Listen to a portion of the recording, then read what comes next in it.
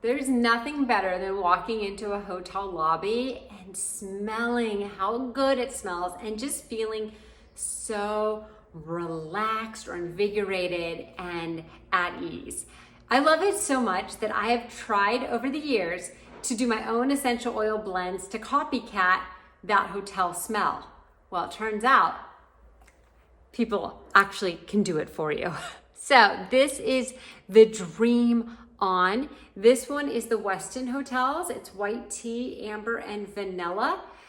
This smells incredible. I have it running in my diffuser. I poured quite a few drops in, and the entire space of my living room now smells like the lobby of a Westin hotel in the best way possible. I was actually having kind of a stressful morning, and I was getting ready, and when I came back into this area, this had been running about 20 minutes, and it just took my stress level from here to like here.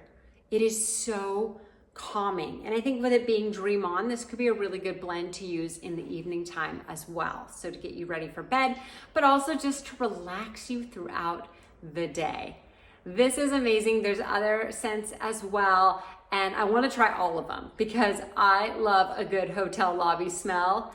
And now I have the secret to making my house smell like it as well.